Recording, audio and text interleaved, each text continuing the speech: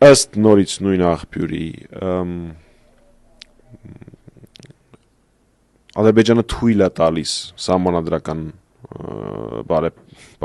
սահմանադրական փոփոխությունների գործընթացը հետաձգել ավելի ուշ,